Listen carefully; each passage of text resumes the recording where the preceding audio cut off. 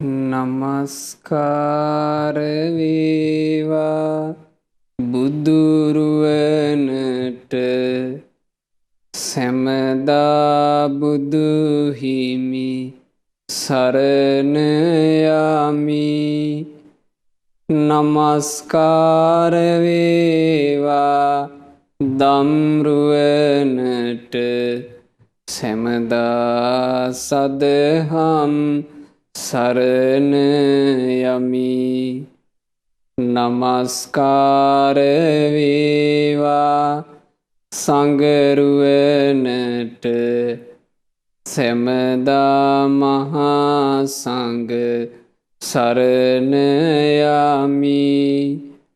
නමස්කාර වේවා තුනුරුවනට සැමදා තිසරණ සරණ යමි.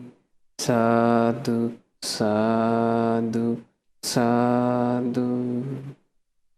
ගුරු දේවෝත්තම පින්වත් ලොකු ස්වාමීන් වහන්සේට ගෞරවාදර වන්දනාව වේවා. සාදු සාදු සාදු.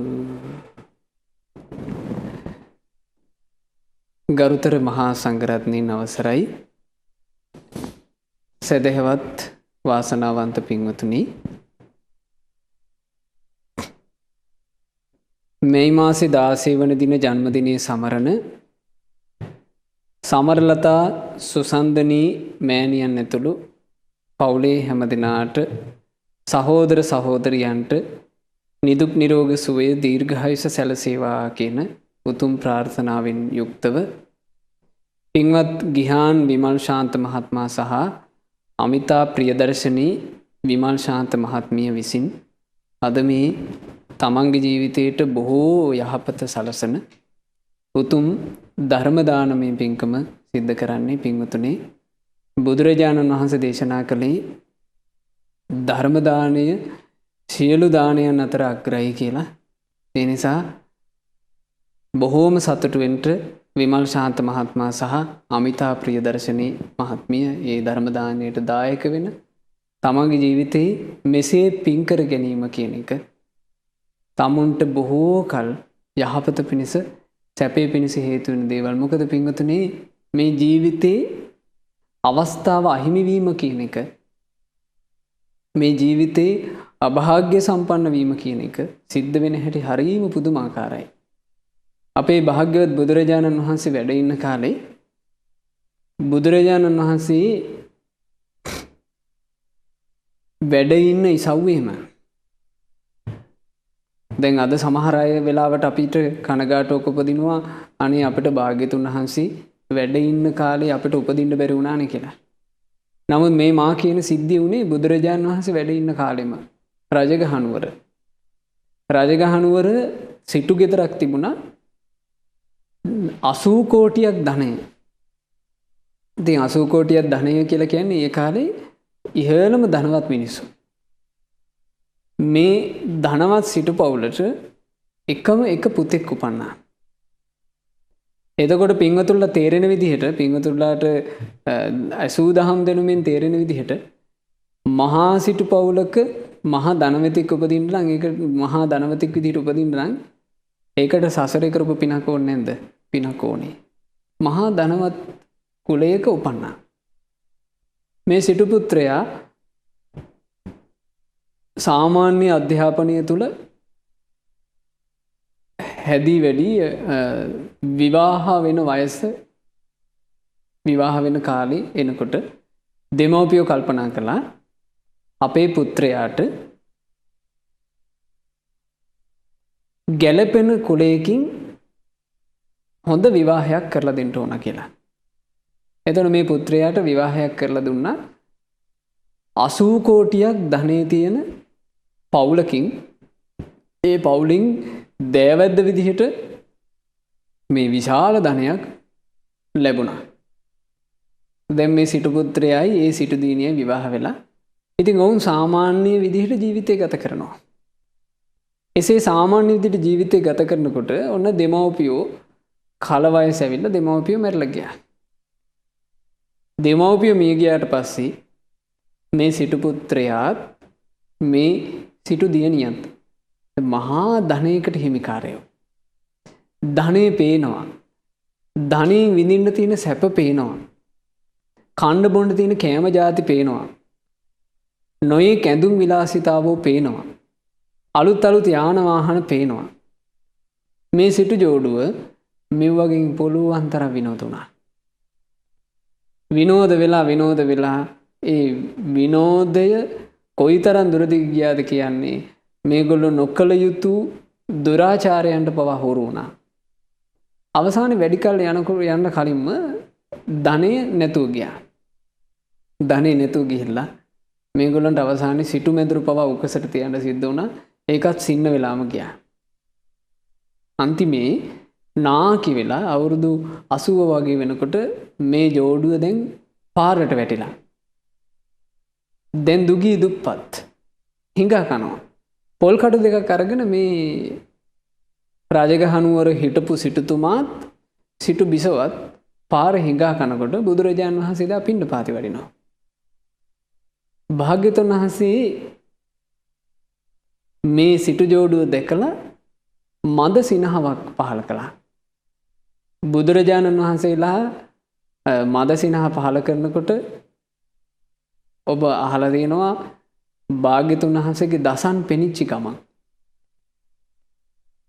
මේ භාග්‍යවතුන් වහන්සේගේ සොඳුරු මුව මඩලේ වැඩ ඉන්න උතුම් දන්ත ධාතුන් වහන්සේලාගෙන් ශ්වේත වර්ණ බුද්ධ රශ්මි මාලාව විහිදෙන්න ගන්නවා. ඔය බුද්ධ රශ්මි මාලාව බුදුරජුන්ගේ සිරස ප්‍රදක්ෂිනා කරලා නොපෙනී යනවා. මේක බුදුවරුන්ගේ ආශ්චර්යය. ඉතින් එදා මේක සිද්ධ වුණා.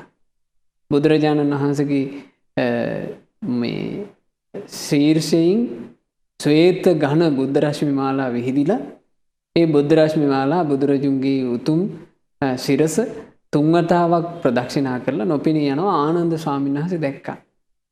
ආනන්ද ස්වාමීන් වහන්සේ ඉක්මනින් භාග්‍යවතුන් වහන්සේ සමීපයට පැමිණිලා බුදුරජාණන් වහන්සේ අභිමුඛයේ කියනවා ස්වාමීනි බුදුරජාණන් වහන්සේ සිනහ පහළ කළේයි. ස්වාමීනි අපට කාරණේ කියන්න. බුදුරජාණන් වහන්සේ වදාලා ආනන්දය ඔබ දැක්කාද අර හිඟා කන ජෝඩුව? අනේ එහෙමයි ස්වාමීනි. ආනන්දේ දන්නවද ඔය කවුද කියලා? ස්වාමීනි ඔය සැවැන්නුවර හිටපු සිටු දියණියත් සිටු පුත්‍රයාත්. ආනන්දය ඔය සිටු පුත්‍රයාත් ඔය සිටු දියණියත් තරුණ වයසේදී තමන්ගේ ව්‍යාපාර කටයුතු ගොඩනගා ගන්නට කියලා වෙහෙස ගත්තා නම් ආනන්දය ඔය සිටු ජෝඩුව මේ වෙනකොට ගොඩාක් ධනවත්. ඒගොල්ලන්ට එහෙම ධනය රැකගන්න ධනය උපයන්න පිනක් තිබුණා. හැබැයි ආනන්දේ දැන් බෑ කිව්වා. දැන් ඒක නැසිලා. ඒ පුණ්‍ය වාසනාව කෙලෙසිලා. ඇයි පුණ්‍ය වාසනාව කෙලෙසුනේ? කෙලෙසීම පිණිස හේතු වෙන දේවල් තමුන්ගේ ජීවිතේ එකතු කරගත්තා. කයින් පව් කළා, වචනයෙන් පව් කළා, මනසින් පව් කළා, පිරිහෙන දේවල් කළා. ඒ නිසා තමුන්ගේ ජීවිතේ ලෞකිකව දියුණුව කරා යන්ට යම් හැකියාවක් තිබුණද ඒ දේවල් ඔක්කොම කෙලෙසිලා කියා. අපිට උනත් එහෙම තමයි වෙන්නේ. අපි මේ නුවණැත්තන්ගේ ධර්මය අහලා ඒ අනුව ජීවිතේ හැඩගස්ව ගන්නට මහන්සි ගත්තේ නැත්තම් කෙලෙසියන්ට හේතු වෙන දේවල් දැන් බුදුරජාණන් වහන්සේ දේශනා කළා ලෞකික වශයෙන් කෙලෙසෙන්න හේතු වෙන දේවල් තියෙනවා. මොනවාද? ඉත්ති දුත්ත, ඉත්තින් දූර්ත බව, වෙසඟනම් පස්සේ යනකම, සුරා දුත්ත, සුරාවට ගිජු බව. දැන් මේ ලංකා භූමියේ පේනවනේ කොච්චර සුරා දුර්ත බවක් තියෙනවද කියලා. සුරා දුර්ත බව, අක්ඛ දුර්ත, සූදුවට දුර්ත බව. මේ වගේ දේවල් තියෙනවා නම් පින්වතුනි කෙලෙසෙනව මිසක් දියුණුවක් හටගන්නේ. ඒක වදාලේ සියල්ල දක්නා සියල්ල දන්නා බුදුරජාණන් වහන්සේ. ඉතින් අර ජෝඩුව එහෙම වුණා කිව්වා. බුදුරජාණන් වහන්සේ ඇත්තටම හිනහ පහල කළේ ඒ කරුණට නෙමෙයි.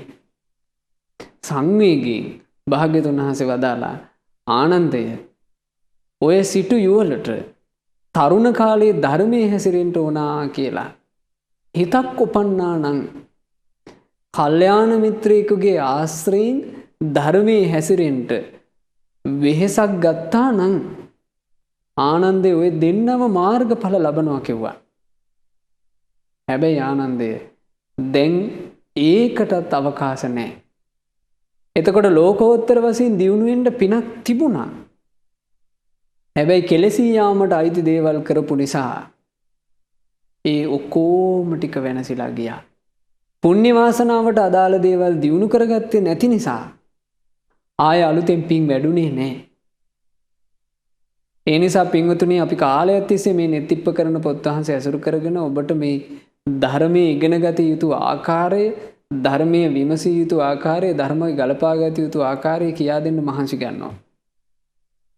කෙලෙසී යාම ගැන බුදුරජාන් වහන්සේ දේශනා කරපු සූත්‍ර කාණ්ඩ ඔබට අහන්න, කියවන්න, දකින්න ලැබෙනකොට පින්වතුනි මතක් කරගන්න මේවා මගේ ජීවිතේ ඒකාන්තයෙන් කෙලෙසවනවා කියලා.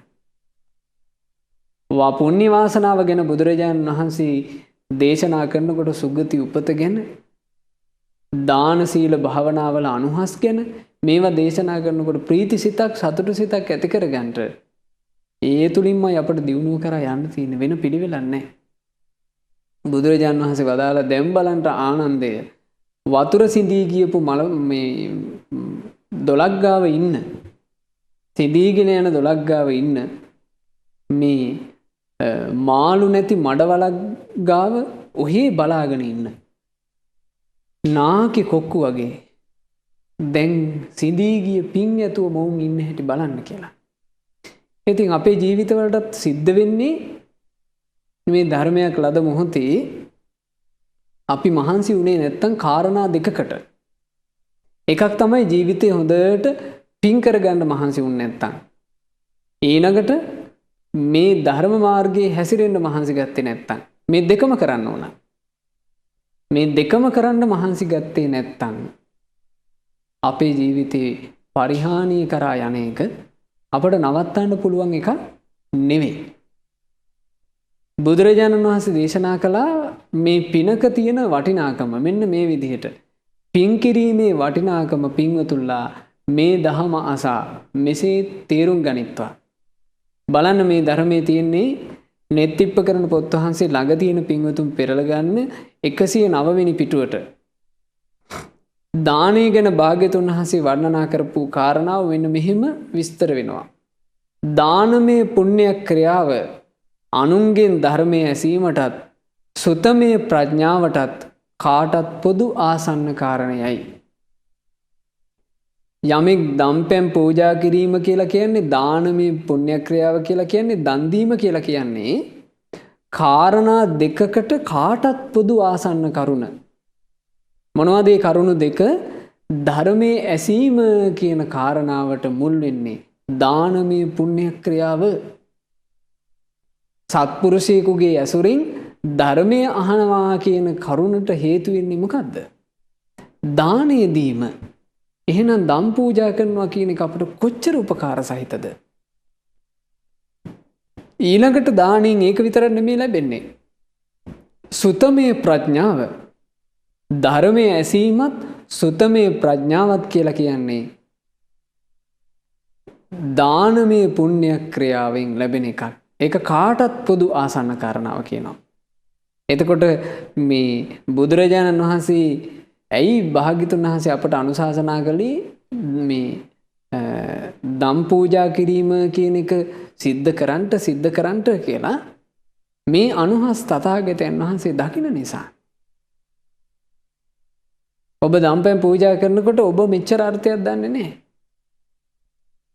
අපි දානේ පූජා කරනකොට අපි සමහර විට මේ පින ඉතින් අපට මේ සංසාර ගමනේ කුසගිනි වේදනා නැතුව ඉන්න, සාපිපාසා නැතුව ඉන්න අපට උපකාර වෙයි. මේ වගේ අපිට තියෙන පටු දැක්මක්. නමුත් බුදුරජාණන් වහන්සේගේ ශාසනය තුල ධර්මාවබෝධය කරා යන කෙනෙකුට පෘථග්ජන භූමියෙන් තමන්ව ගලව ගන්නට හේතු බුහුත වෙන ප්‍රධාන කාරණාව උපදින්නේ. පෘථග්ජන භාවයෙන් අපිව ගලවා ගන්නවා නම් පෘථග්ජන භාවයෙන් ගලවා ගන්න වෙන කිසිවක් උපකාර වෙන්නේ බාහිරින් ධර්මය අහන්ට ලැබීම තරම්. ඒ ධර්මය අහන්ට ලැබීම කියන එක අපට ලැබෙන්නේ දානමය පුණ්‍ය ක්‍රියාවේ අනුහස් විදියට. ඊළඟට ධර්මය අහනකොට ඒ ඇසූ ධර්මය හොඳට කල්පනා කරලා සුතමේ ප්‍රඥාව උපද්දව ගන්න උපකාරී වෙන්නෙත් දානමය පුණ්‍ය ක්‍රියාව. ඊළඟට වදාලා සීලමය පුණ්‍ය ක්‍රියාව චින්තාමය ප්‍රඥාවටත් යෝනිසෝ මනසිකාරයටත් කාටත් පොදු ආසන්න කාරණයයි. සීලමය පුණ්‍ය ක්‍රියාව සිල් ආරක්ෂා කිරීම කියන එක චින්තාමය ප්‍රඥාවටත් යෝනිසෝ මනසිකාරයටත්. එතකොට බලන්න කොච්චර උදව් වෙන එකක්ද කියලා. චින්තාමය ප්‍රඥාව කියලා කියන්නේ මේ අහන ලද ධර්මයේ හොඳින් විමසීම තුළින් අපට ඇතිවෙන විශේෂ ප්‍රඥාවක්. ඒ චින්තාමය ප්‍රඥාවත් යෝනිසෝ මනසිකාරයත් කියන දෙක උපද්ද ගන්නට කාටත් පොදු ආසන්න කාරණාව කියනවා සීලය. එහෙමනම් සිල් රැක ගැනීම කියලා කියන එක ජීවිතයකට කොයිතරම් උදව් වෙන දෙයක්ද? ඒ නිසායි භාග්‍යතුන් වහන්සේ අපි ගිය වතාවේ වැඩසටහනේදී ඔබට කියලා දුන්නා මනුෂ්‍ය ජීවිතේ ලැබූ කෙනා කාරණා දෙකකට උත්සුක වෙන්න ඕන කියලා වදාලා. පළවෙනි කාරණාව තමයි හොඳට පින් කරගන්න එක. දානයෙන් පින් කරන්න ඕන.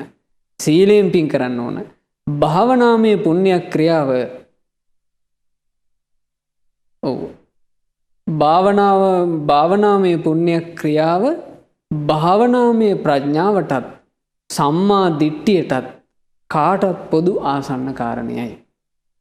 යම් කෙනෙක් භාවනාව පුණ්‍ය ක්‍රියාව කරනවා නම් පින් වැඩීම පිණිස භාවනාව පුරුදු වෙනවා නම් ආන් ඒක භාවනාමය ප්‍රඥාව උපද්ද ගන්නටත් ඊළඟට සම්මා දිට්ඨිය උපද්ද ගන්නටත් කාටත් පොදු ආසන්න කාරණාව කියනවා.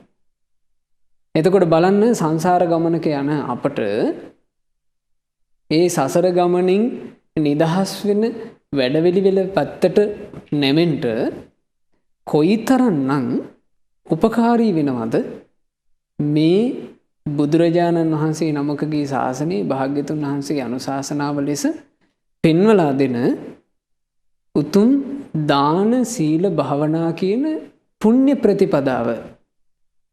ඒ හින්දාමයි බුදුරජාණන් වහන්සේලා මේ ලෝකෙට වාසනා භාගීය සූත්‍රය දේශනා කරන්නේ පුණ්‍ය වාසනාව උපද්ද ගන්නට. ඇයි පුණ්‍ය වාසනාව කියන එක ආර්ය මාර්ගයට මේ තරම් උපකාරී වෙනවා. එතකොට අපි හිතමු කෙනෙක් හොඳට දානමාන පූජා කරලා තියෙනවා කියලා. ඒ දානමාන පූජා කරපු කෙනාට සත්පුරුෂ ආශ්‍රයකින් දහම් කතාව අහන්න වාසනාව ලැබෙනවා.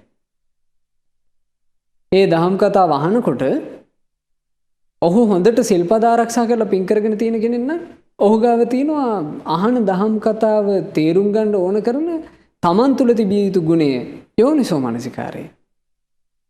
ධර්මයේ හොඳට අහලා යෝනිසෝ මනසිකාර කරනකොට දානමය පුණ්‍ය ක්‍රියාවේ විපාකයක් විදිහට ඔහුට ලැබිච්ච දේ ඔහුට පුළුවන් අර දහම් කතාව පැහැදිලිව දරාගෙන තමන් ළඟ ප්‍රඥාවක් ඇති කරගන්න. අන්න ඒකට කියනවා සුතමේ ප්‍රඥාව. ඔහු සීලමය වශයෙන් හොඳට පුණ්‍ය ක්‍රියාවේ යෙදිච්ච කෙනෙක් නම් ඒ සිල් රැකපු කෙනාට යෝනිසෝ මනසිකාරයේ හේතු කරගෙන අර අහපු දහම් කතාව යලි යලි විමසනකොට උපදින චින්තාමය ප්‍රඥාව උපද්දව ගන්නට වාසනාව තියෙනවා. මේ විදිහට තමයි කෙනෙක් ආර්ය මාර්ගයට පැමිණෙන්නේ. ඒ ආර්ය මාර්ගය කියන එක ගොඩාක් දෙනෙක් හිතාගෙන ඉන්නේ හරි ගුප්ත එකක් විදිහට. නේ ආර්ය මාර්ගය කියලා කියන්නේ ගුප්ත එකක් නෙමෙයි. ආර්ය මාර්ගය උපද්දව ගන්නට අපට උදව් කරන්නේ මූලික කාරණා දෙකක්. මේ ධර්ම කතාව අහන්න ලැබෙන මනුෂ්‍ය ජීවිතය ලැබුණට පස්සේ ඒ ධර්ම කතාව ඇහිරෙන අවස්ථා බුදුරජාණන් වහන්සේ දේශනා කළා. මේ කාරණේ හොඳට අහගන්න. බුදුරජාණන් වහන්සේ දේශනා කළා කතමෝච පුද්ගලෝ අභබ්බා ගමනෝ.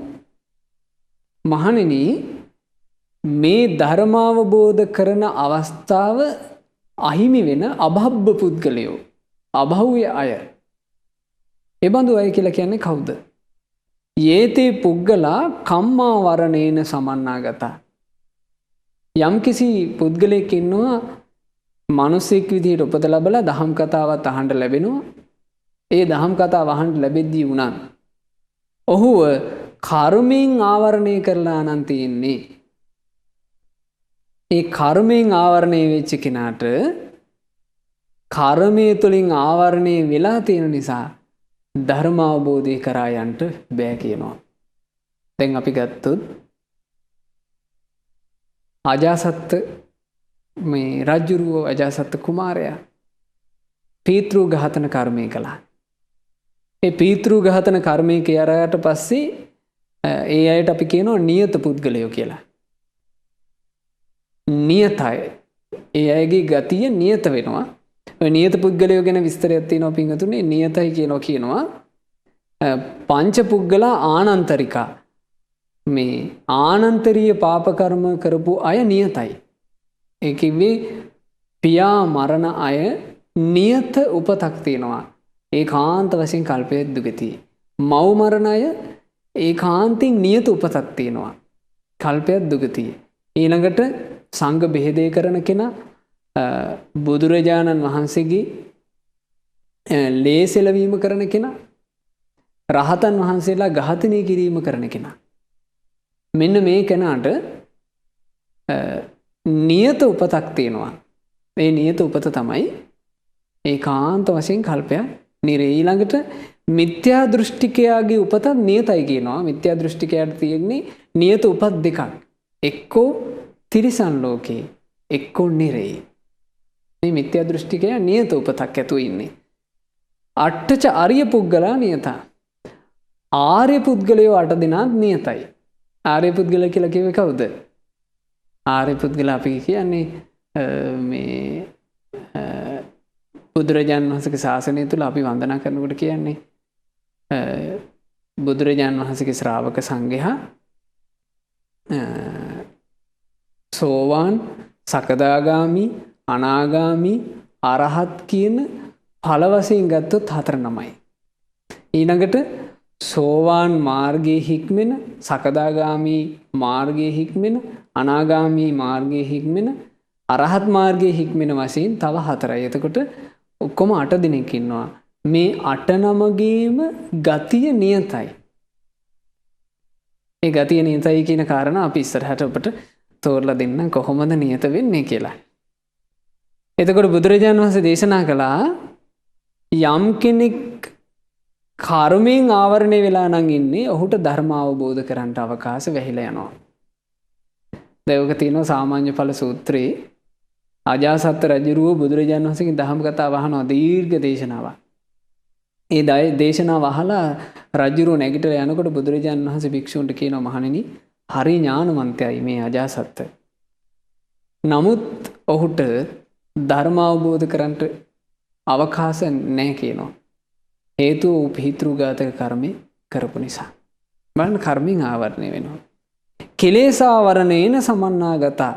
එක්ක කෙලෙස් වලින් ඔහුගේ හිත ආවරණය වෙනවා. රාගයෙන්, ද්වේෂයෙන්, මෝහයෙන් ආවරණය කරගන්නා ලද සිත. දැන් අපි ගත්තොත් එහෙම මාගන්ධියාව බුදුරජාණන් වහන්සේව මේ හොඳටම භාග්‍යතුන් වහන්සේව දැක ගන්න ලැබුණා. භාග්‍යතුන් වහන්සේ දැකලා භාග්‍යතුන් වහන්සේ දහම් කතා කරනවා.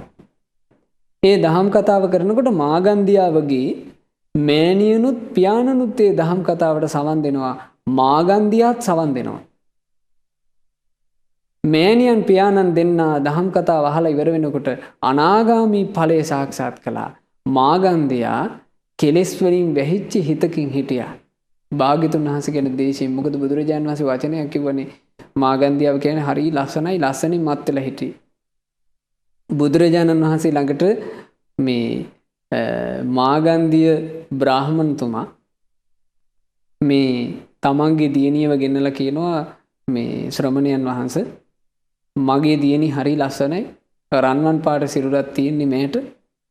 මම බලාගෙන හිටියේ රන්වන් පාට ශරීරයක් තියෙන ලස්සන පුරුෂයෙක් හම්බ වෙනකන්. බුදුරජාණන් වහන්සේට තිබුණේ රන්වන් සිරුරන්නේ.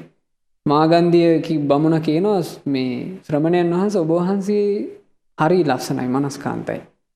මං තීරණය කළා මගේ දුව ඔබ වහන්සේට දෙන්න. ඒතර බුදුරජාණන් වහන්සේ වදාලා ඒ වෙලාවේ අර්ථයක්. මොකද්ද වදාලේ? බ්‍රාහමණය මේක හරියට අසූචි පුරවපු කැටයම් කරපු භාජනයක් වගේ. මේක එළියෙන් හැඩයට තිබුණාට මේක ආසේ සම්පූර්ණ තියෙන්නේ අසූචි. මේ බඳු එකක් මම අතකින් තියා පයකින්වත් ස්පර්ශ කරන්නේ නැහැ කිව්වා. එතකොට මාගන්ධියා මේ කියපු වචනේ අර්ථ විදියට ගත්තේ නැහැ. මාගන්ධියගේ හිත ගැටුණා. මාගන්ධියා හිතුවා අසූචි භාජනේ කියලා කිව්වේ මටයි කියලා ගැටුණා. ගැටුණු හිතින් බුදුරජාණන් වහන්සේගේ දහම් කතාව අහනවා. කෙලෙසින් ආවරණය වෙලා නිසා ඇයට ධර්ම අවබෝධ වුණේ නැහැ. විපාකාවරණේන සමන්නාගතා. එක්ක විපාකයෙන් ආවරණය වෙනවා. මොකක් හරි පාපී ක්‍රියාවක් කළාට පස්සේ ඒ පාප කර්මයේ විපාකයෙන් ආවරණය කරගන්නවා. ධර්ම අවබෝධ කරන්නට තියෙන අවකාශය. ධර්ම අවබෝධය කරා යන්න තියෙන අවකාශය ඒ පාප කර්මයේ විපාකයෙන් ආවරණය කරලා දානවා. ඉතින් ওই විදිහට මේ අවස්ථාව අහිමි වීම කියන එක හරි වැඩි. ඊළඟට අවස්ථාව අහිමි වෙනවා කියනවා අසද්ධා. ශ්‍රද්ධාවක් නැති කෙනාට, අච්ඡන්දිකා ධර්මයේ හැසිරෙන කැමැත්තක් නැති කෙනාට, දුප්පඤ්ඤා දුෂ්ප්‍රඥාට. ඒ දුෂ්ප්‍රඥ කෙනාව විස්තර කරනවා ඒලා හරි ජඩ ගති තියෙන කියනවා. ඒ දුෂ්ප්‍රඥ ජඩයාටත් මේ ධර්ම මාර්ගයට පැමිණීම කියන එක අහිමි වෙලා යනවා. එතකොට මේ තමයි ධර්ම මාර්ගයේ අහිමි වෙන්න හේතු වෙන අවකාශ. පෘථග්ජන භූමියෙන් ගැලවෙන්න තියෙන අවස්ථාව මේ හැම දෙයකින්ම අහිමි වෙලා යනවා. එක්ක කර්මයෙන් ආවරණය වෙනවා, එක්ක කෙලෙස් වලින් ආවරණය වෙනවා, එක්ක කරගත්ත කර්මයන්ගේ විපාකයෙන් ආවරණය වෙනවා. ඒතර මෙව වගේ ආවරණය වෙනවා නම් පිංගුතුනේ මෙව සසරේ කරගෙන ආපු දේවල් අපිට කරන්න දෙයක් නැහැ. එක්ක මේ ජීවිතේ වරද්ද ගත්තුවා කරන්න දෙයක් නැහැ. මේ ජීවිතේ ඒකයි ඔය රුවන්වැලි මහා සෑය රජාන් වහන්සේට එහෙම මිනිස්සු හරි හිස් විදිහට ගරහ කළානේ. ඒ ගරහනකොට මේ ලොකු ස්වාමීන් වහන්සේ කිව්වා මේ ගැරහිල්ලට කවුරු හරි අහු වුණා නම් සෑය රජාන් වහන්සේ ළඟට ගිහිල්ලා කමා කරගන්න. ඇයි? කර්මයෙන් ඔබේ ජීවිතය ආවරණය කරොත්, විපාකයෙන් ඔබේ ජීවිතය ආවරණය කරොත් පින්වතුනි මේ ධර්මයේ හැසිරෙනවා කියන එකට ඔබට එන්න විදිහක් නැහැ. අනුකම්පාවෙන් ඒ කියන්නේ සමා කරගන්න කියලා. ඊළඟට බුදුරජාන් වහන්සේ උපන්නේ ඉන්දියාවේ නෙවෙයි, බුදුරජාන් වහන්සේ උපන්නේ මේ ලංකාවේ කියලා ඔන්න භාග්‍යතුන් වහන්සේ උපන්න දෙව් මිනිසුන් වන්දනා කරන ජාත චේතියට ගරහනවා. භාග්‍යතුන් වහන්සේ ශ්‍රී සම්බුද්ධත්වයේ සාක්ෂාත් කරපු දෙව් මිනිසුන්ගේ වන්දනාමාන ලබන උතුම් බෝධි චේතියට ගරහනවා. මේ බුදුරජුන් උපන්නේ ලංකාවේ නෙවෙයි ඉන්දියාවේ කියපු ගමන් මේ ඔක්කොම ටිකට ගැරහුවා වෙනවා. බුදුරජාණන් වහන්සේ උතුම් ශ්‍රී ධම්සක ප්‍රවර්තනය කළ උතුම් ධම්මචේතියට ගැරහුවා වෙනවා.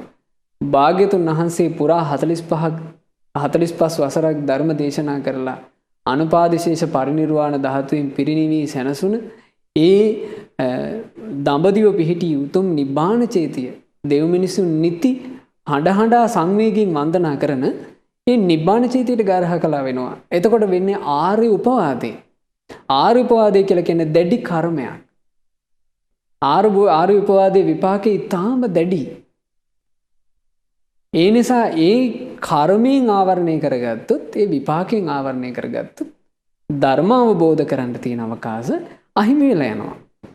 ඒ නිසා තමයි කෙනෙක් බොහොම සැලකිල්ලෙන් තෙරුවන් කෙරෙහි ප්‍රසාදයෙන් යුක්තවම ධර්මයේ හැසිරෙන්න මහන්සි ගන්න ඕන. ඒ ධර්මයේ හැසිරෙන්න ඊළඟට අවකාශ අහිමි වෙන්නේ කුමකින්ද? අශ්‍රද්ධාවෙන්. ශ්‍රද්ධාව නැත්තම් අවස්ථාව අහිමි. ඊළඟට දුප්පඤ්ඤෝ ප්‍රඥාව නැත්තම් ධර්මයේ හැසිරෙන අවකාශය අහිමි. එහෙමනම් ඒකේ ලස්සන අර්ථයක් තියෙනවා. ධර්මයේ හැසිරීමේ අවකාශ අපිට උදා කරගන්න තියෙන්නේම පින්වතුනි කාරණා දෙකක් මතයි. කරුණු දෙකක් මත ධර්මයට පැමිණෙන්න අවකාශ ලැබෙනවා. ඒ කරුණු දෙක තමයි ශ්‍රද්ධාවත් ප්‍රඥාවත්. කුමක් නිසාද අපි ධර්මයට පැමිණෙන්නේ? ශ්‍රද්ධාවත් ප්‍රඥාවත් නිසා. අන් කිසිවක් නිසා නොවේ. ශ්‍රද්ධාව ඕනේ, ප්‍රඥාව ඕනේ. මේ ශ්‍රද්ධාව ප්‍රඥාව කියන දෙකෙන් තමයි පෘථග්ජන භාවයෙන් ජීවිතේ නිදහස් කරගෙන ආර්යයන් වහන්සේලා, කල්යාණ මිත්‍රයන් වහන්සේලා, සත්පුරුෂයන් වහන්සේලා අඳුනගෙන දහම් කතාව අසා ආර්ය මාර්ගයට පැමිණෙන්න තියෙන්නේ ඔන්න ඔය කාරණා දෙකෙන්. ශ්‍රද්ධාවත් ප්‍රඥාවත්. හොඳට මතක තියාගන්න මේ කියන කාරණේ. යම් කෙනෙක් ප්‍රඥාවන්තයෙක් නම් ඒ ප්‍රඥාවන්තයාට ශ්‍රද්ධාව උපදිනවාමයි. ප්‍රඥාවන්තයා කියලා කියන්නේ ශ්‍රද්ධාවන්තයෙක්මයි. ප්‍රඥාවන්තයා ශ්‍රද්ධාවන්තයෙක්මයි. අපි හිතමු මහා ප්‍රඥාවන්තයෙක් වගේ උඩගුව කියවනවා කියලා තෙරුවනට ගරහා ඒකට රැවටෙන්න එපා ප්‍රඥාව කියලා. බර වචන වලින් කතා කරාට රැවටෙන්න එපා ප්‍රඥාව කියලා. ඒ උඩඟු දුෂ්ප්‍රඥෙක්. ප්‍රඥාව තියෙනවා නම් ඒකාන්ත කොට ප්‍රඥාවන්තයා ශ්‍රද්ධාවි පිහිටනවාමයි. යමෙක් ශ්‍රද්ධාවන්ත නම් ඒ ශ්‍රද්ධාවන්තයාට ප්‍රඥාව උපදව ගන්නට අවකාශ ඇරෙනවා. යමෙක් තුල ශ්‍රද්ධාව තියෙනවා නම් ඒ ශ්‍රද්ධාවන්තයාට ප්‍රඥාව උපද්ද ගන්නට අවකාශ ලැබෙනවා. ඒ කොහොමද? සද්ධා ජාතෝ උපසංකමති. ශ්‍රද්ධාව උපන්න කෙනා තමයි තෙරුවන් කරා එළඹෙන්නේ. උපසංකමිත්වා පෛරුපාසති. එසේ පැමිණිලා බුදුරජාණන් වහන්සේව ඇසුරු කරනවා. බුදුරජාණන් වහන්සේගේ ධර්මය ඇසුරු කරනවා. බුදුරජාණන් වහන්සේගේ ශ්‍රාවක සංගරුවන ඇසුරු කරනවා. කල්යාණ මිත්‍රයන් වහන්සේලා ඇසුරු කරනවා. ඒ ඇසුරු කරනකොට ශ්‍රද්ධාව ඇතුලේ තියෙන නිසා සෝතං ඕදහති. හොඳට කන් යොමු කරනවා කියලා දෙන්නේ මොකක්ද කියලා. ඕහිත සෝතෝ ධම්මං සුනාති. කන යොමාගෙන ධර්මයේ අහනවා. සුත්තං ධම්මං දාරේසි. අහන ලද ධර්මයේ හොඳට දරා ගන්නවා. ඇයි දරාගන්නේ? ඒක මතක තියාගන්නේ ශ්‍රද්ධාව තියෙන නිසා. මේක මට වටිනවා කියලා. ඒ දරාගත් දතානං ධම්මානං අත්තං උපපරික්කති. දරාගත් ධර්මයන්ගේ අර්ථ හොඳට මෙනෙහි කරන්න පටන් ගන්නවා. බුදු කෙනෙකුගේ ධර්මයේ අර්ථ මෙනෙහි කරන කෙනාට ප්‍රඥාව උපදිනවා. ඒ නිසයි මා කිව්වේ ශ්‍රද්ධාව තියෙන කෙනාට ප්‍රඥාවට දොරටු ඇරෙනවා. ශ්‍රද්ධාවත් ප්‍රඥාවත් තුලින් කොහොමද ආර්ය මාර්ගයට පැමිණෙන්නේ කියලා හරීම ලස්සනට ඔබට මේ දහම් කතාව තුලින් තේරුම් ගන්න පුළුවන්. මේ දහම් කතාව අපි මේ කියලා දෙන කාරණා ටික ඔබ හොඳට අර්ථ වශයෙන් තේරුම් ගන්න. මේ දේවල් සමහරට පින්වතුන්ලා අහලා තියෙන්නත් පුළුවන්. බුදුරජාණන් වහන්සේ හරි ලස්සනට තෝරනවා ධම්මානුසාරී කෙනා කියලා කියන්නේ කවුද කියලා. දැන් අපි අහලා තියෙනවනේ ආර්ය මේ මාර්ගයේ හික්මෙන සේක පුද්ගලයන් තුල මුලින්ම අපි කතා කරන්නේ සද්ධානුසාරී ධම්මානුසාරී කියන දෙන්නා. ඒ සද්ධානුසාරී ධම්මානුසාරී කියන දෙන්නටම අපිට පොදුවේ නමක් කියන්න පුළුවන්. සෝවාන් මාර්ගයේ හික්මෙන අය කියලා අපිට කියන්න පුළුවන්. එතකොට සෝවාන් මාර්ගයේ හික්මෙන අයට මෙහා ඉන්නේ කවුද? ඊටත් පහළ ඉන්නේ පෘථග්ජනයෝ.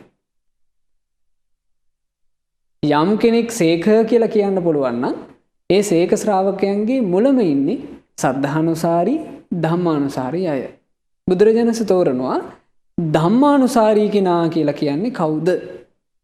යස්ස පුග්ගලස්ස සෝතාපට්ටි ඵල සච්ච කිරියාය පටිපන්නස්ස. යම් පුද්ගලයෙක් සෝතාපන්න ඵලයේ සාක්ෂාත් කරන්ට මේ ප්‍රතිපදාවට පැමිණිලා ඉන්නවා. පඤ්ඤේන්ද්‍රියං අධිමත්තං හෝති. ඔහුගේ ප්‍රඥා ඉන්ද්‍රිය අධිමාත්‍ර වශයෙන් තියෙනවා. සෝතාපන්න ඵලයේ සාක්ෂාත් කරන්ට ප්‍රතිපදාවට පැමිණුණා කියන්නේ මොකද්ද පින්වතුනි? සෝතාපන්න මේ ඵලයේ සාක්ෂාත් කරන ප්‍රතිපදාව මොකද්ද? සෝතාපන්න කෙනෙකුට පිහිටන සෝතාපන්න කෙනෙක් තුල තියෙන අංග අපි ඉගෙන ගත්තා. සෝතාපන්න කෙනෙක් තුල තියෙනවා ඒකාන්ත වශයෙන් බුදුරජාණන් වහන්සේ ගැන නොසෙල්වෙන ප්‍රසාදය. ධර්මයේ ගැන නොසෙල්වෙන ප්‍රසාදය. ශ්‍රාවක සංගරුවන ගැන නොසෙල්වෙන ප්‍රසාදය. ආරේකාන්ත සීලය. මෙන්න මේවා සෝවාන් කෙනෙක් තුල අනිවාර්යෙන් පිහිටන අංග. ඊළඟට සෝවාන් කෙනා තුල තව අංගයක් පිහිටනවා. විගත මල මච්චේරෙන චේතස අගාරං අජ්ජවසති. මේ මසුරු මල දුරු කරපු හිතෙන්මයි කියනවා ගෙදර ඉන්නේ මේ දම්පැන් පූජා කරන්න අත හොදගෙන. ඔය සෝතාපන්න කෙනෙක් තුල තියෙන ලක්ෂණ. සෝතාපන්න වෙන්න තියෙන ප්‍රතිපදාව මොකද්ද? සෝතාපන්න වෙන්න තියෙන ප්‍රතිපදාවත් බුදුරජාණන් වහන්සේ අංග 4කට විස්තර කළා. ඒ තමයි සත්පුරුෂ සංසේවෝ, සත්පුරුෂයන් ඇසුරු කිරීම, සද්ධම්ම ශ්‍රවණං, සත්පුරුෂයන්ගේ ඇසුරින් ධර්මයේ ඇසීම, අජ්ජත්තං යෝනිසෝ මනසිකාරෝ, ආධ්‍යාත්මේ යෝනිසෝ මනසිකාරයේ තිබීම, ධම්මානුධම්ම පටිපත්ති, ඒ අසන ලද ධර්මයේ නුවණින් සලකා ඒ අනුව ධර්මයේ හැසිරීම. ඔන්න ඔය 4 කෙනෙක් කරමින් ඉන්නවා. ඒකට තමයි කියන්නේ සෝතාපන්න ඵලයේ සාක්ෂාත් කරන්ට ප්‍රතිපදාවට පැමිණිලා. එසේ ප්‍රතිපදාවට පැමිණිච්ච ශ්‍රාවකයා තුල ප්‍රඥා ඉන්ද්‍රිය අතිමාත්‍ර වශයෙන් තියෙනවා. මේ සෝතාපන්න ඵලයේ සාක්ෂාත් කරන්න පිළිපන් කෙනා තුල ප්‍රඥා ඉන්ද්‍රිය බලවත් කියලා කියන්නේ පින්වතුනි. ආර්ය මාර්ගයට පත් වෙන ශ්‍රාවකෙක් තුල පිහිටන ඉන්ද්‍රිය ධර්ම 5ක් ගැන අපි ඔබට මීට පෙර වැඩසටහනවලදී කියලා දීලා තිනවා. ඒ ඉන්ද්‍රිය මොනවද? ශ්‍රද්ධා, විරිය, සති, සමාධි, ප්‍රඥා කියන ඉන්ද්‍රිය. මේ ඉන්ද්‍රිය ධර්ම තියෙන්නේ බුද්ධ ශාසනය ඇතුලේ විතරයි. බුද්ධ ශාසනයෙන් පරිබාහිර ඉන්ද්‍රිය ගැන කතාවක් නැහැ. බුද්ධ ශාසනයෙන් පරිබාහිර පෘථග්ජන භූමිය තුල ඉන්ද්‍රිය කියලා කතාවක් නැහැ. ඉන්ද්‍රිය කියන එක පිළිටන්නේම බුදුරජාණන් වහන්සේගේ ශාසනයේ හික්මෙන ශ්‍රාවකයා තුල. එතකොට මේ සෝතාපන්න ඵලයේ සාක්ෂාත් කරන්ට ප්‍රතිපදාවේ යෙදෙන මේ ශ්‍රාවකයා තුල ප්‍රඥා ඉන්ද්‍රිය බලවත් වෙනවා. ප්‍රඥා ඉන්ද්‍රිය කියලා කියන්නේ මේවට ඉන්ද්‍රිය කියලා කියන්නේ මේ පහටම ඉන්ද්‍රිය කියලා කියන්නේ අධිපති අර්ථයෙන්. අධිපති බව දරනවා, වසී කර ගන්නවා. කුසල් වසී කරගන්න, කුසල් සම්බන්ධයෙන් අධිපති බව දරනවා කියන අදහසින් තමයි ඉන්ද්‍රිය කියලා කියන්නේ. දැන් ඒක ඔබට තෝරනවා නම් දැන් ඇස කියලා කියන්නේ රූප බැලීමෙහිලා අධිපතිනේ. එයාට අපි මතක් කරන්න ඕනේ නැහැ ඇහැට රූප බලාපන් කියලා. අන්න ඒ වගේ මේ ඉන්ද්‍රිය පිහිටපුවම කුසල් වැඩිම පිණිස අධිපති බවක් දරනවා මේ ඉන්ද්‍රිය. ශ්‍රද්ධා ඉන්ද්‍රිය අධිපති වෙනවා අධිමෝක්ෂාර්ථයෙන්. ශ්‍රද්ධා ඉන්ද්‍රිය ඇති වෙච්ච කෙනා තෙරුවන් තුල අධිමෝක්ෂ බැස ගන්නවා. බැස ගන්න අර්ථය තමයි ශ්‍රද්ධා ඉන්ද්‍රිය කියලා කියන්නේ. සාමාන්‍ය ශ්‍රද්ධාව දෝලණය වෙවි තියෙන්නේ. නමුත් ශ්‍රද්ධා ඉන්ද්‍රිය ඇති වුණොත් එහෙම තෙරුවන් කෙරෙහි ඒ ශ්‍රද්ධාව බැස ගන්නවා. ඊළඟට වීරිය ඉන්ද්‍රිය ඇති වුණොත් එහෙම වීරිය ඉන්ද්‍රිය කියලා කියන්නේ පදහන අර්ථයෙන් කෙලෙසේ තවනවා. වීරිය ඉන්ද්‍රිය තියෙන කෙනා කෙලෙස් තවනවාමයි. කෙලෙසට පවතින්න දෙන්නේ නැහැ. ඒ වීරිය ඉන්ද්‍රියේ ස්වභාවය. වීරිය ඉන්ද්‍රිය හටගත්ත කෙනා කෙලෙසේ තවනවා. ඊළඟට සති ඉන්ද්‍රියේ ස්වභාවය. සති ඉන්ද්‍රිය කියලා කියන්නේ උප ဋ ාණ අර්ථයෙන්. උප ဋ ාණ කියලා කියන්නේ මේ හැමතිස්සෙම යොමු වෙලා ඉන්නවා කියන අර්ථය. එතකොට සිහිය කියන එක ඉන්ද්‍රියක් විදිහට පිහිටියා නම් කුසල් සම්බන්ධයෙන් හැමතිස්සෙම එළඹිලා ඉන්නවා. සමාධි ඉන්ද්‍රිය කියලා කියන්නේ අවික්ෂේපන අර්ථයෙන්. අවික්ෂේපන කියලා කියන්නේ වික්ෂිප්ත වෙන්නේ, කැළඹෙන්නේ, බැහැර යන්නේ. සමාධි ඉන්ද්‍රිය තියෙන කෙනාගේ හිත කුසලයේ තුලින් බැහැර වෙන්නේ, වික්ෂිප්ත වෙන්නේ, කැළඹෙන්නේ. ප්‍රඥා ඉන්ද්‍රිය කියලා කියන්නේ දර්ශන අර්ථයෙන් ඇත්ත ඇති හැටියෙන් දකින අර්ථයෙන් ප්‍රඥා ඉන්ද්‍රිය ඇති වුණා නම් ජීවිතය ගැන දැන් ওই ප්‍රඥා ඉන්ද්‍රිය නැතිකොටනේ ඔය මේ අනිත්‍ය කියන එක සම්බන්ධයෙන් අපි කාලය තිස්සේ දහම් කතාව ඇහුවා. මේ ලෝකේ වෙනස් වෙලා යෑම තමයි අනිත්‍ය. දැන් ඔන්න ඒකට මේ තමුන්නේ මතයක් හදාගෙන කෙනෙක් කියනවා අනිච්ච කියලා කියන්නේ න ඉච්ඡ. ආසාව නැතිකම තමයි අනිත්‍ය. මෙහෙම තෝරනවා. එහෙම තෝරනකොට ඒකත් වෙන්න පුළුවන් නේද කියලා ඇයි මේ කැළඹෙන්නේ? දර්ශනේ නෑ. ආර්ය දර්ශනේ නැතිකොට ප්‍රඥා ඉන්ද්‍රියට ආවේ නැතිකොට එයාට සිද්ධ වෙන දේ ඉතින් ඒ සිද්ධ වෙන්නේ. ඉතින් ඒක ගැන කම්පා වෙන්න දෙයක් නෑ. අපි මහන්සි ගන්න ඕන ඒ ඉන්ද්‍රිය ඇති කරගන්න. මොකද අපි මේවා කියන්නේ පින්වතුනි ඒ පුදුගලයන්ට ගරහන්න නෙමෙයි. ඇත්ත වටහලා දෙන්න. ඒ ඇත්ත වටහලා දුන්නේ නැත්තම් මේ යන්නන් වාලේ මේ ගවරැල වගේ යන පිරිස ගැන අපිට ප්‍රශ්නයක් නැහැ. නමුත් අපරාධේ අහිංසක පිරිසක් කරුණු හැටියේ හරි හැටියට නොදැන අධර්මයක බැස ගන්නවට තියෙන අකමැත්තටයි මේ දහම් කතාව අපි මේ විදිහට මේ තෝරලා දෙන්නේ. එතකොට මෙව්ව අහලා නිකන් අර මේ අනිත් අයට ගරහනවා මේ ස්වාමීන් වහන්සේලා කියලා එහෙම පවපුරව ගන්න එපා. මේක අපි කියලා දෙන්නේ ඔබට හරි දේ මොකක්ද කියලා තෝරගන්න.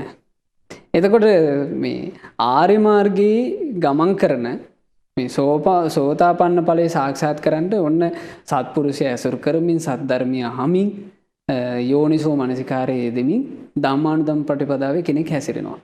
ඒ කෙනාගේ ප්‍රඥා ඉන්ද්‍රිය බලවත්. ප්‍රඥා ඉන්ද්‍රිය බලවත් නිසා ප්‍රඥාව මුල් කරගෙන ඔහු නිවන් මඟ වඩනවා. අරිය මග්ගම් භාවේති. ප්‍රඥාව මුල් කරගෙන තමයි දැන් ප්‍රඥාව මුල් කරන් තමයි සත්පුරුෂය ඇසුරු කරන්නේ. ප්‍රඥාව මුල් කරගෙන තමයි ධර්මය අහන්නේ. ඒ ප්‍රඥාව මුල් කරගෙන තමයි ඔහු අනිත් ඉන්ද්‍රිය ටික උපද්දන්නේ. ශ්‍රද්ධා, විරිය, සති, සමාධි, ප්‍රඥා. ඒ කෙනාට ඒ විදිහට ප්‍රඥාව මුල් කරගෙන ආර්ය මාර්ගයේ වඩනකොට ඔහුට කියනවා අයං උච්චති ධම්මානුසාරී. ධම්මානුසාරී කෙනා කියලා.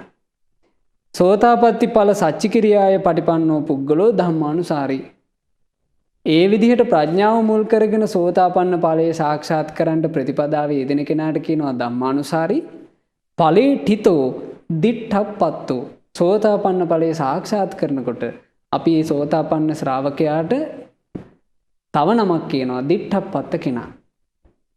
එතකොට මේ සෝතාපන්න ශ්‍රාවකය අතරේ දිට්ඨප්පත්ත කියලා කෙනෙක් ඉන්නවා. එතකොට ඔහු ඉන්ද්‍රිය ධර්මයන් ඔහුගේ තුල ස්ථිරව පිහිටියා. එතකොට ඔහු ප්‍රඥාව මුල් කරගෙන තමයි නිවන් මාගේ බැසගත්තේ. කතමෝච පුද්ගලෝ සද්ධානුසාරී. කවුද සද්ධානුසාරී කෙනා කියලා කියන්නේ? යස්ස පුද්ගලස්ස සෝතාපට්ටි ඵල සච්චිකිරියාය පටිපන්නස්ස. යම් පුද්ගලයෙක් තුල සෝතාපන්න ඵලයේ සාක්ෂාත් කිරීම පිණිස ප්‍රතිපදාවට පැමිණිලා ඉද්දී සද්දීන්ද්‍රියං අදිමත්තං හෝති. ශ්‍රද්ධාව කියන ඉන්ද්‍රිය තමයි ඔහුගේ අදිමාත්‍ර වෙන්නේ. සද්ධාචාහි සද්ධා පුබ්බංගමං අරිය මග්ගම් භාවේති. ඔහු ඒ ශ්‍රද්ධාව මුල් කරගෙන ශ්‍රද්ධාව පූර්ව අංගය කරගෙන තමයි ආර්ය මාර්ගයේ යෙදෙන්නේ. එතකොට ශ්‍රද්ධාව මුල් කරගෙන තමයි සත්පුරුෂය ඇසුරු කරන්නේ. ශ්‍රද්ධාව මුල් කරගෙන තමයි සද්ධර්මය අහන්නේ. ඔහු එසේ ශ්‍රද්ධාව මුල් කරගෙන නිවන් මඟ වඩන නිසා ඔහුට කියනවා සද්ධානුසාරී. සෝතාපට්ටි ඵල සච්චිකිරියාය පටිපන්නෝ පුද්ගලෝ සද්ධානුසාරී. සෝතාපන්න ඵලයේ සාක්ෂාත් කරන්න පිළිපන් කෙනාට කියනවා සද්ධානුසාරී. ඵලේ ඨිතෝ සද්ධා විමුක්තෝ. ඔහු සෝතාපන්න වෙනකොට ඔහුට කියනවා මේ සද්ධා විමුක්ත. ශ්‍රද්ධාවෙන් තමයි කෙලෙස් වලින් නිදහස් වුනේ. ශ්‍රද්ධාවෙන් කෙලෙස් වලින් නිදහස් වුණා කියලා කියන්නේ ශ්‍රද්ධාව මුල් කරගෙන තමයි ඔහු අනිත් ඉන්ද්‍රිය ධර්ම උපද්දගත්තේ. ශ්‍රද්ධාව මුල් කරගෙන තමයි මේ විරිය, සති, සමාධි, ප්‍රඥා කියන ඉන්ද්‍රිය ධර්මයෝ තමා තුළ උපදවා ගත්තේ. එතකොට අපට හොඳට තේරෙනවා මේ නිවන් මඟ අපට නිවන් මඟට එළඹෙන්න තියෙන්නේ එක්කෝ ශ්‍රද්ධාව මුල් කරගෙන එක්කෝ ප්‍රඥාව මුල් කරගෙන. හැබැයි මේ ශ්‍රද්ධාවත් ප්‍රඥාවත් කියන දෙක බැහැර කරන්න බෑ. යමෙක් ශ්‍රද්ධාවෙන් යුක්ත නම් ඔහු ප්‍රඥාව ඇති කර ගන්නවමයි. මොකද ප්‍රඥාව ඇති කරගන්න නැතුව පින්වතුනි සෝවාන් වෙන්න බෑ. සෝවාන් වෙන්න තැනට කියනවා ඔබ අහලා ඇති දර්ශන භූමිය කියලා. ඇයි දර්ශන භූමිය කියලා කියන්නේ? සෝතාපන්න වෙන එකට දර්ශනයෙන් දැකලා තමයි කෙලෙස් දුරු කරන්නේ. සක්කාය දිට්ඨි, විචිකිච්ඡා, සීලබ්බත පරාමාස කියන අකුසල් දර්ශනයෙන් ප්‍රහාණය කරන අකුසල්. දර්ශනයෙන් ප්‍රහාණය කරන්න නම් ප්‍රඥාව ඕනමයි.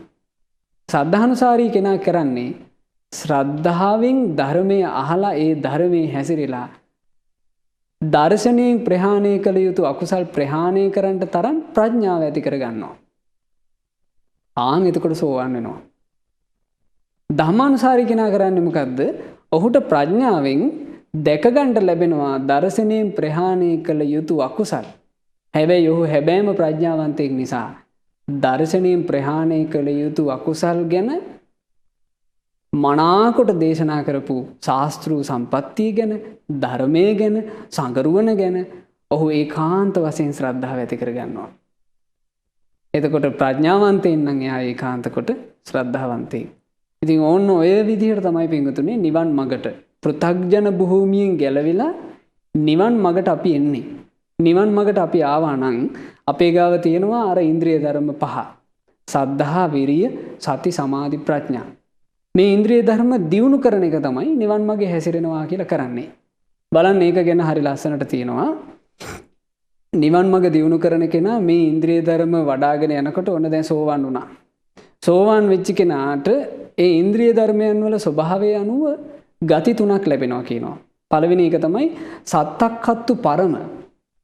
ඉන්ද්‍රිය ධර්ම දුර්වල කෙනා ආත්ම භාව 7ක්ම යනවා. ආත්ම භාව 7ක් ගිහිල්ලා දුකින් නිදහස් වෙන කෙනාට කියනවා සත්තක්ඛත්තු පරමයා. එයා නිවන් දකින්න ආත්ම භාව 7ක්ම යනවා. ඊළඟට ඉන්නවා කෝලං කෝල ඒත් සෝවන් ශ්‍රාවකේ. කෝලං කෝල කෙනාගේ ස්වභාවය තමයි එයා ආත්ම භාව 7ක්ම යන්නේ.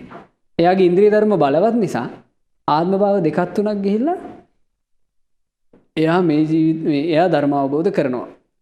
ඊළඟ පුද්ගලෙක් ඉන්නවා ඒක බීජී. ඒක බීජය කියලා කියන්නේ මේ ජීවිතයේම ඔහු ධර්ම අවබෝධ කරගන්නවා. සෝවාන් වෙලා වැඩි කලක් ඉන්නේ නැහැ. එක්කෝ ඊළඟ ජීවිතේ එක භවයකට ගිහිල්ලා ඊළඟ ජීවිතේ ඔහු ධර්ම අවබෝධ කරනවා. ආන්න එහෙම කෙනාට කියනවා ඒක බීජී. එතකොට ඊළඟට බුදුරජාණන් වහන්සේ දේශනා කළා තව ඉන්ද්‍රිය ධර්ම දියුණු වෙනකොට ඔහු සකදාගාමී ශ්‍රාවකෙක් වෙනවා. සංයෝජන 3ක් ප්‍රහාණය කරලා රාග ద్వේෂ මෝහ කියන දේවල් තුනී කරගෙන ඔහු සකදාගාමී ශ්‍රාවකෙක් වෙනවා. තවදුරටත් ඉන්ද්‍රිය ධර්මයන් දියුණු වෙනකොට සක්කාය දිට්ඨි, විචිකිච්ඡා, සීලබ්බත පරාමාස වලට අමතරව තව තියෙන සංයෝජන ධර්මයන් දෙක වන කාමරාග පටිඝ කියන ඕරම්භාගීය සංයෝජන දුරු කරලා අනාගාමී වෙනවා. අනාගාමී ශ්‍රාවකයන් ඉන්ද්‍රිය 90 5 දෙනෙකුට බෙදෙනවා. එක්කෙනෙක් කියනවා අන්තරා පරිනිබ්බායි. අන්තරා පරිනිබ්බායි කෙනාගේ ස්වභාවය පින්වතුනේ ඒ ඉන්ද්‍රිය ධර්මයන් හොඳට මෝරලා තියෙන කෙනෙක් ඔහු සමහර විට මේ ජීවිතෙන් චුත වෙලා සුද්ධාවාස බ්‍රහ්ම ලෝකේ උපදිනකොටම පිරිනවම් පානවා කියනවා. ඒ ඉපදිච්ච ෂණයේම පිරිනවම් පාන්න තරම් ඔහුට ඉන්ද්‍රිය ධර්ම බලවත්. අන්න ඒ කෙනාට කියනවා අන්තරා පරිනිබ්බායි. ඊට වඩා ඉන්ද්‍රිය ධර්මයන් දුර්වල කෙනෙක් ඉන්නවා උපහච්ච පරිනිබ්බායි. එයා ධර්මයේ හැසිරෙද්දී එයාගේ ඉන්ද්‍රිය ධර්ම ගොඩක් මෝරලා තියෙන්නේ. ඒ මෝරලා තියෙන නිසා නමුත් අන්තරා පරිනිබ්බායි කෙනාට තරම් මෝරලා නැහැ. ඒ නිසා ඔහු අර උපන්න ජීවිතේ අඩ ආයුෂක් වගේ ගෙවද්දී ධර්ම අවබෝධ කරනවා. තව කෙනෙක් ඉන්නවා එයාගේ ඉන්ද්‍රිය ධර්ම ඊටත් දුර්වලයි. ඔහුට කියනවා අසංඛාර පරිනිබ්බායි. අසංඛාර පරිනිබ්බායි කියලා කියන්නේ ඕරම්භාගීය සංයෝජන දුරු කරලා සුද්ධාවාස බ්‍රහ්ම ලෝකේ උපන්නට පස්සේ ඒ උපන්න බ්‍රහ්ම ලෝකේ පරම ආයුෂය ගෙවලා ඔහු එහිදී පිරිනොම් පානවා. තව කෙනෙක් ඉන්නවා සසංකාර පරිනිබ්බායි. ඔහුට ධර්ම මාර්ගය දියුණු කරගන්නට එක බ්‍රහ්ම ලෝකයක විතරක් බෑ. බ්‍රහ්ම ලෝක දෙක තුනකට යනවා සුද්ධාවාස. එහෙම නිදහස් වෙනවා. අවසාන කෙනා තමයි උද්ධංසෝත අකනිට්ඨාගාමි. ඔහු උපදින්නේ පළවෙනියටම පහළම බ්‍රහ්ම ලෝකේ වන අවිහි. අවිහෙන් අතප්පේට යනවා, අතප්පෙන් සුදස්සීට යනවා, සුදස්සෙන් සුදස්සීට යනවා, අකනිට්ඨාවට ගිහිල්ලා ඔහු නිදහස් වෙන්නේ. ඉතින් මෙන්න මේ විදිහට තමයි ඉන්ද්‍රිය ධර්මයන්ගේ වැඩිම සිද්ධ වෙන්නේ. මේ ඉන්ද්‍රිය ධර්මයන් වැඩෙන පිළිවෙල අනුව තමයි මේ ආර්ය මාර්ගයේ කෙලෙසුන්ගෙන් නිදහස් වීම තියෙන්නේ. හොඳට මතක තියාගන්න. එතකොට අපිට මේසා දීර්ඝ කාලයක් ආපු සංසාර ගමනේ මේ සසර ගමනින් නිදහස් වෙන්න නම් අපේ ගාව තියෙන්න ඕන ශ්‍රද්ධාවත් ප්‍රඥාවත් කියන දෙක. ඒ ශ්‍රද්ධාවිනුත් ප්‍රඥාවිනුත් සත්පුරුෂයෝ ඇසුරු කරමින් සද්ධර්මය අහනකොට යෝනිසෝ මනසිකාරයේ ධම්මානුධම්ම පටිපදා උපදව ගන්නකොට තමයි අපි ක්‍රමක්‍රමයෙන් මේ සසරින් නිදහස් වෙන වැඩපිළිවෙලට අනුගත වෙන්නේ.